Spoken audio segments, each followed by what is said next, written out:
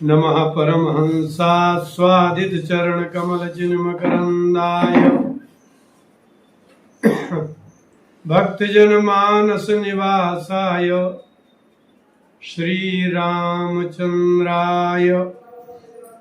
कल का प्रसंग था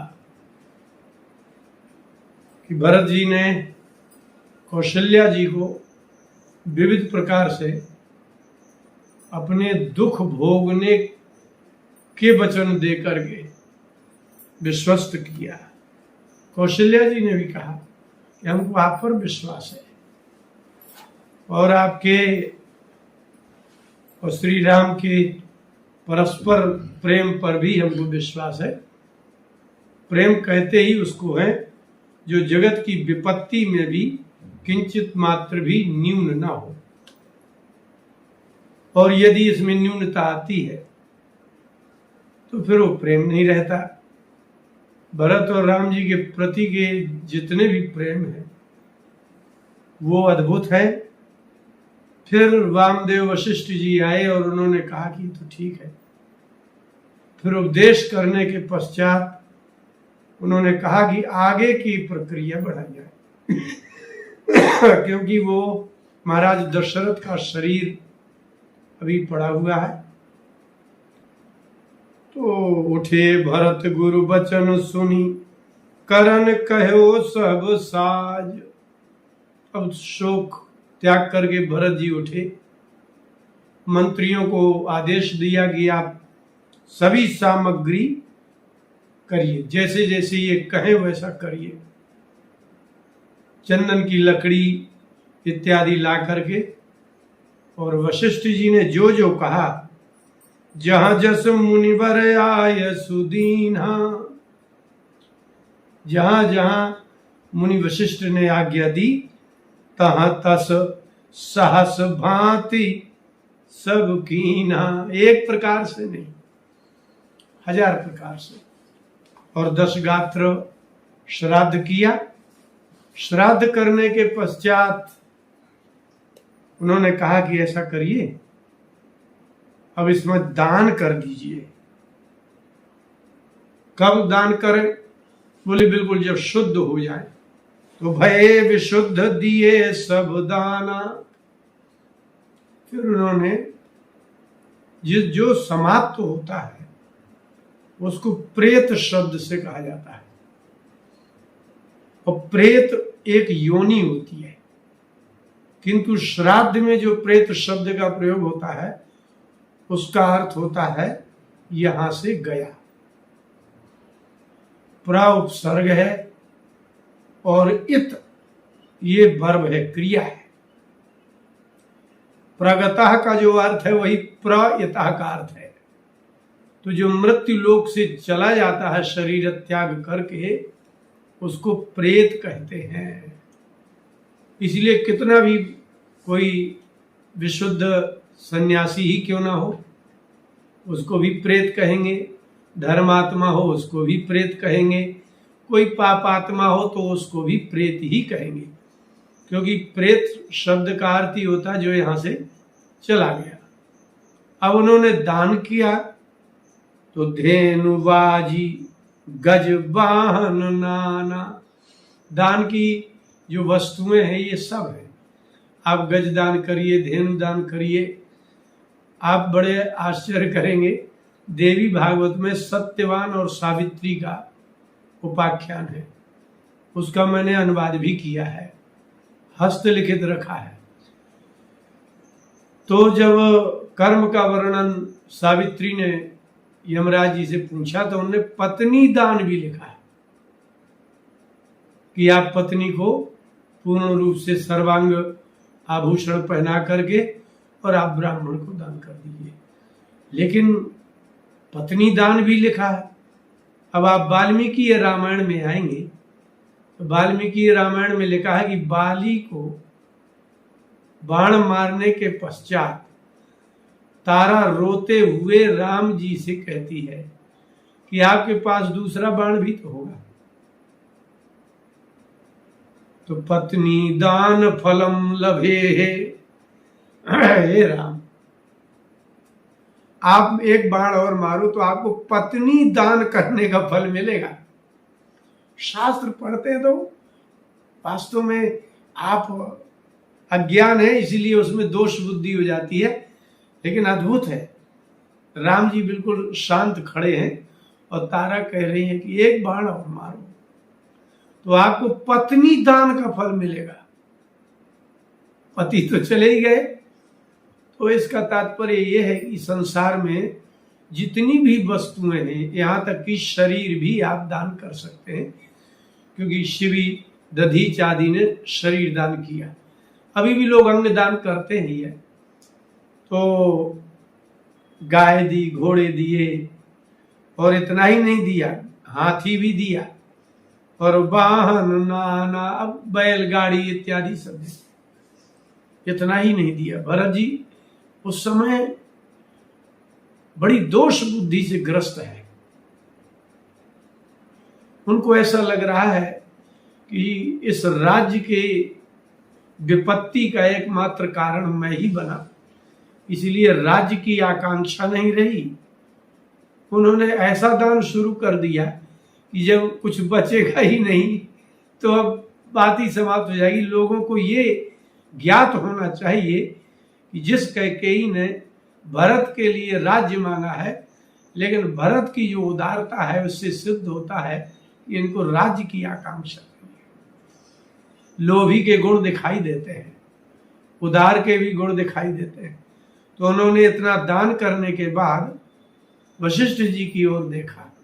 वशिष्ठ जी ने कहा जो दे सको, ऐसा कुछ भी नहीं है, तुम चाहो तो पूरा राज्य दे सकते हो। इनके पूर्वज थे महाराज रघु, जब उत्पन्न हुए तो उन्होंने यज्ञ किया, तो अपना सिंहासन बचा के सब दान कर दिया था। वाल्मीकि रामायण में लिखा है कि महाराज दशरथ ने कहा कि भगवान ब्राह्मणों को क्या दक्षिणा दें। बोले इसमें 4 यज्ञ में व्यक्ति होते हैं, एक ब्रह्मा होता है, एक अध्वर्यु होता है, एक ऋत्विज होता है, एक होता है।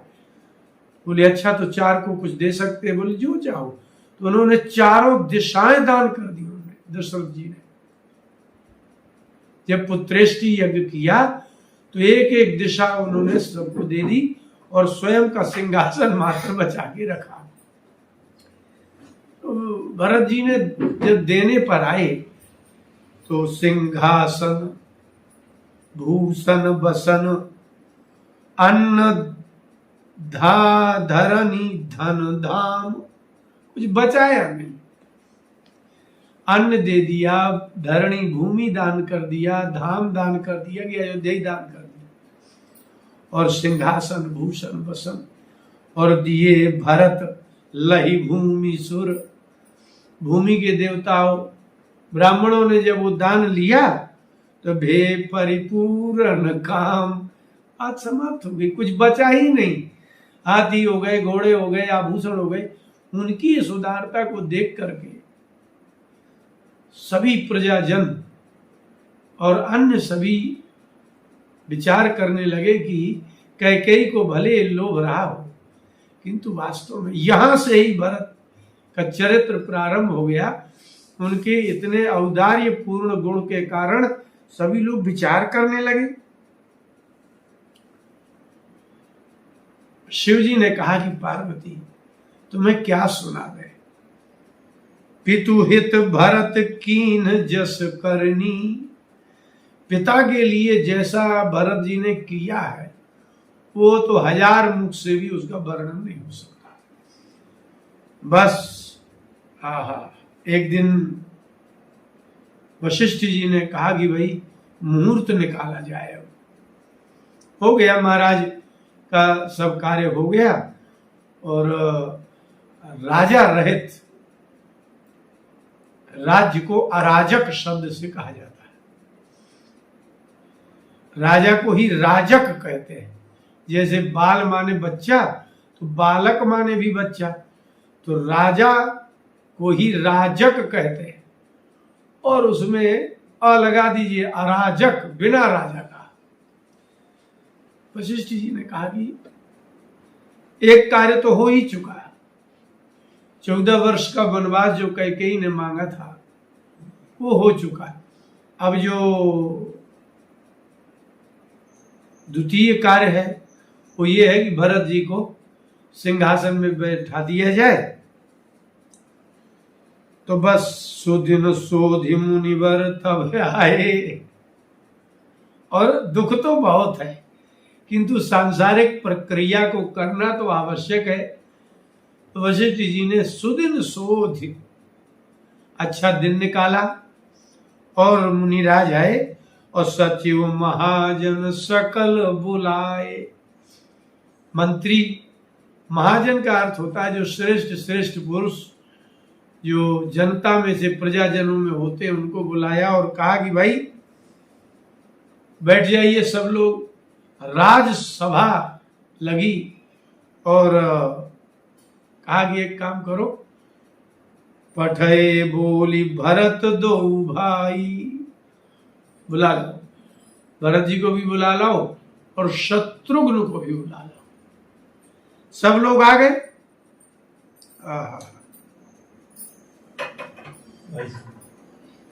अब कहां से प्रारंभ किया जाए भाई? तो वशिष्ठ जी ने पहले कैकेयी की ही कथा सुनाई। अद्भुत बात हो गई। करना था क्या?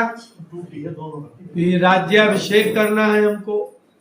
तो बोले क्यों करना है भरत का राज्याभिषेक? तो बोले पहले समस्या कैसी है वो सुनिए। वास्तव में वशिष्ठ जी ने कहा कि भरत जी को राज्य प्राप्ति की कोई कामना नहीं, इसलिए प्रथम कथा सब मुनि बर बरनी और कई कुटिल कीन जस करनी। सभा हुई तो सब वार्ता होगी, भाई भरत को राजा क्यों बनाया जा रहा है। बोले रघुवंश का तो नियम है, वैसे राज्य का भी यही नियम है कि जो ज्येष्ठ पुत्र हो वह यहाँ का राजा हो, लेकिन अब ये नियम यहाँ से टूट रहा है और मेरे ही समक्ष टूट रहा है। वशिष्ठ जी ने कैकेयी की कुटिल कथा सुनाई। बोले कुटिल कथा तो यही है कि इनको बड़ा लोभ था। अब और क्या बताया जाए, परिस्थिति ऐसी क्यों बनी है? बोले इसलिए कि भूप धर्म व्रत सत्य सराहा और जेहि तनु परि हरि प्रेम निवाह। कहा कि देखो महाराज दशरथ अगर पुत्र मोह में कह देते कि हमें नहीं देना वरदान, हमें ऐसा नहीं करना है, और स्त्री की बात को न मानते कह देते जो तुम्हें मरना हो तो मर जाओ। वाल्मीकि रामायण में कैकेयी को सुमंत्र ने सुनाया। तुलसीदास जी ने लिखा है कि भरत जी कैकेयी के समीप पहुंच के बोले कि जननी तू जननी भई, हे मां आश्चर्य तुम मेरी मां होगी। किंतु उसका दूसरा अर्थ भी है, ये जननी तू जननी भई, तुम तो अपनी मां जैसी निकली। जननी तू जननी भई विधि से कहा बसाए। ब्रह्मा जी की सृष्टि में किसी का वश चलता नहीं है, तो तू तो अपनी मां जैसी निकली। अब ये मां जैसी निकलने का अर्थ ये है कुटिल कथा।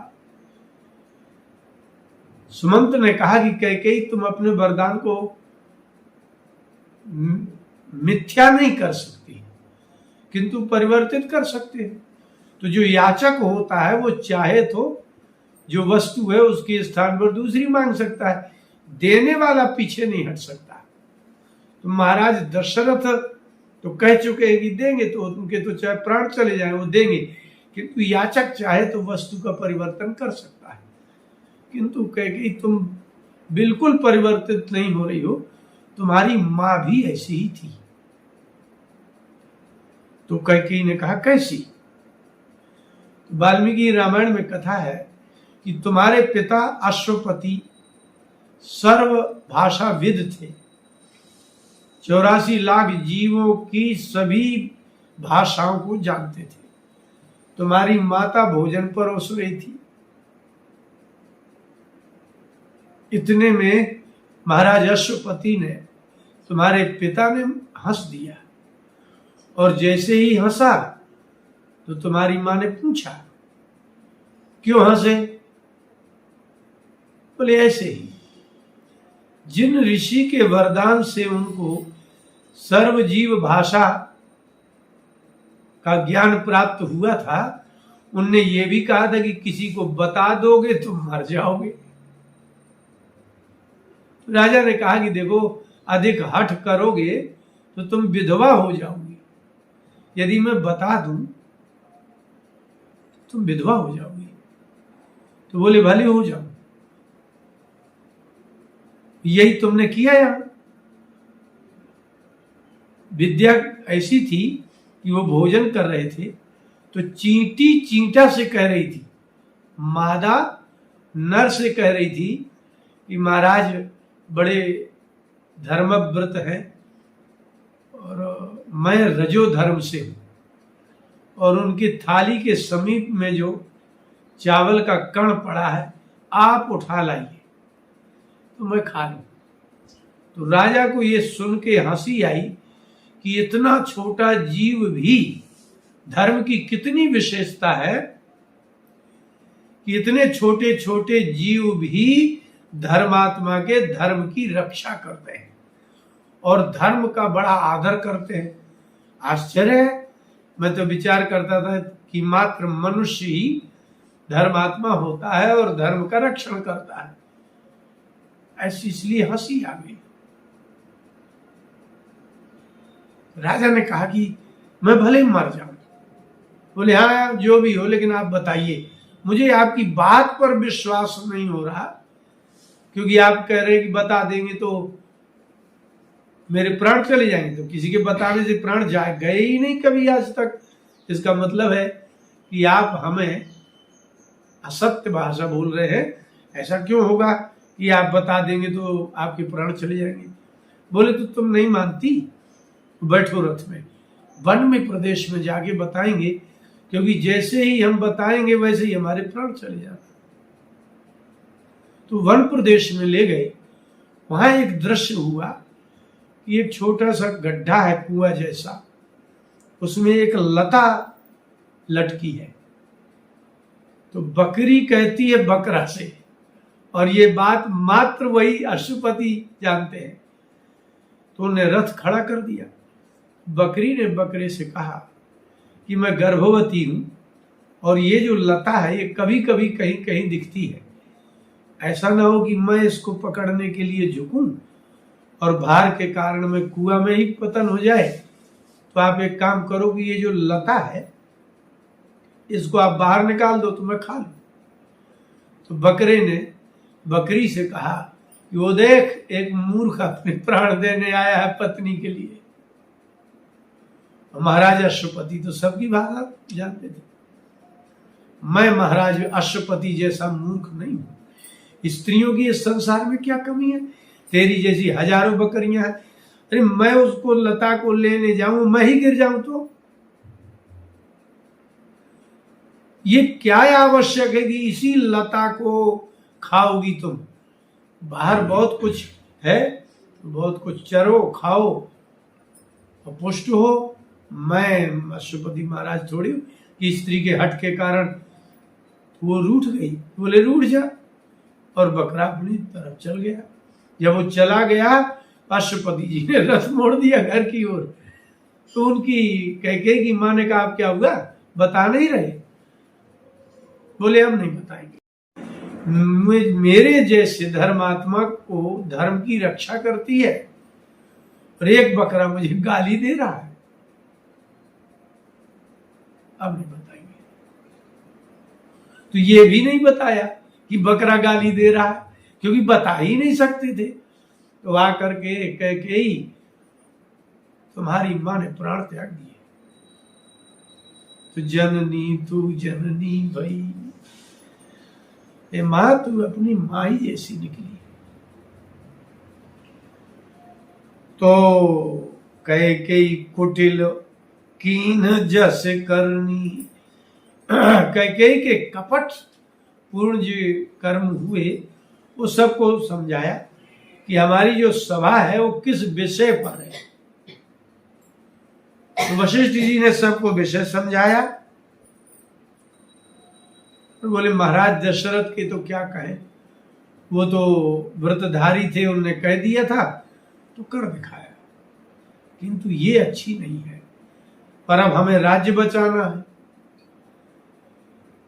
भरत को हम इसलिए राज्य नहीं दे रहे हैं, ये देखिए कितनी गजब बात है। भरत को हम इसलिए राज्य नहीं दे रहे हैं कि हमारे अयोध्या में कोई राजा नहीं है। राज्य हम इसलिए दे रहे हैं कि भूप धर्म व्रत सत्य सराहा। महाराज दशरथ इनको वरदान दे गए हैं तो उनकी बात मिथ्या ना हो जाए इसलिए राज्य दे रहे हैं। ऐसा नहीं है कि कैकेयी ने कहा इसलिए हम देंगे, नहीं, कैकेयी के कहने से हम भरत को राज्य नहीं देना है, लेकिन महाराज कह गए हैं और उन्होंने सत्य में प्राण भी त्याग दिए, इसलिए हम लोगों को सबको सहयोग करिए। और भरत जी से कहा जाए, एक और विशेषता है भरत जी के राज्य प्राप्ति में, कोई भी क्यों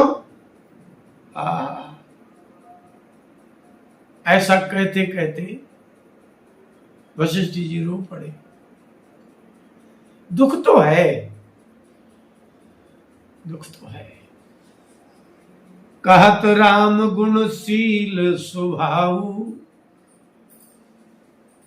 राम जी को विरोध नहीं हो सकता, उनकी शीलता, उनका स्वभाव ऐसा है। तो सजल नयन पुलकिव मुनि राव, और राम के स्वभाव का चर्चा करके सजल नयन, नेत्रों से अश्रु प्रवाहित होने लगे और चुप हो गए। बोले राम विरोध नहीं कर सकते, किंतु आपने देखा राम जी के साथ दो लोग और गए, उनको भी भरत के राज्य से कोई विरोध नहीं है। बहुर लखन सिय प्रीति बखानी, शोक स्नेह मगन मुनि ज्ञानी। एक साथ जब विशेषण होते हैं किसी श्लोक में या किसी हिंदी में, बड़ी विशिष्टता को वर्णित करते हैं। विशेषण का अर्थ ही होता है विशिष्टता बताते हैं वो। पहली बात तो मुनि ज्ञानी, ज्ञानवान को शोक नहीं होता। तरति शोक मात्मवित्, जो आत्मवेत्ता पुरुष होते हैं वो ज्ञानी कहलाते हैं और उनको शोक नहीं होता। किंतु लक्ष्मण और जानकी जी के प्रेम का वर्णन करते करते पहले हुआ शोक और हर्ष। शोक स्नेह की परिस्थिति से शोकमग्न भी हो गए, रो भी लिया और कहा कि भाई हमने ये जो सभा बुलाई है वो इसलिए बुलाई है। हम भरत जी एक बात आपको कह रहे हैं, हम कोई, आप हमारी बात को अन्यथा मत लेना। मैं शोकमग्न हो गया और मेरे नेत्रों से जो अश्रु प्रवाह हुआ, और मैं राम जी के शील स्वभाव, सीता के त्याग, स्नेह और लक्ष्मण की सेवा, ये तीनों का वर्णन करते करते मेरे अश्रु प्रवाहित हो गए।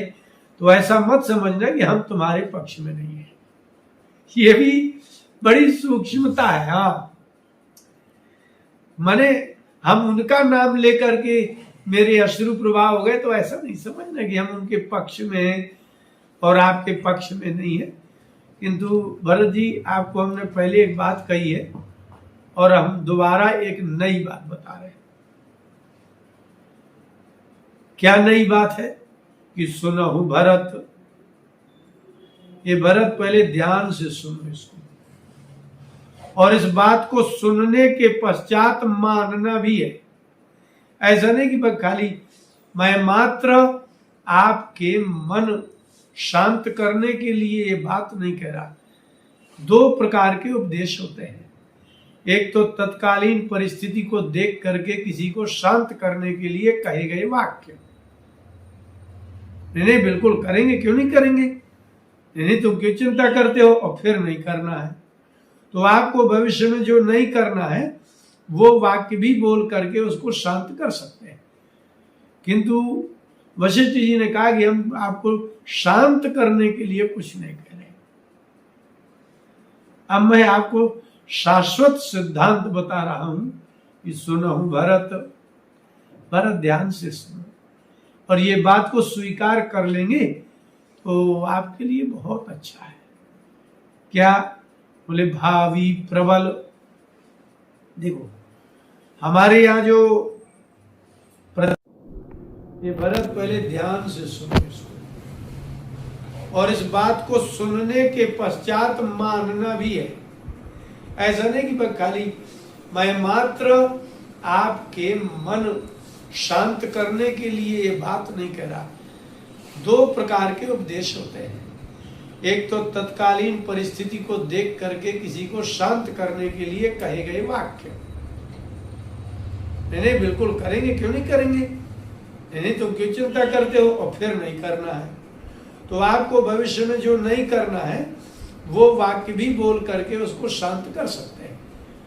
किंतु वशिष्ठ जी ने कहा कि हम आपको शांत करने के लिए कुछ नहीं कह रहे। अब मैं आपको शाश्वत सिद्धांत बता रहा हूं कि सुनहु भरत। भरत ध्यान से सुनो, और ये बात को स्वीकार कर लेंगे तो आपके लिए बहुत अच्छा है। क्या? बोले भावी प्रबल। देखो हमारे यहाँ जो प्रत्यय होते हैं शब्दों में, जिसके धन होता है उसको धनी कहते हैं, तो जिसके भाव होते हैं उसको भावी कहते हैं।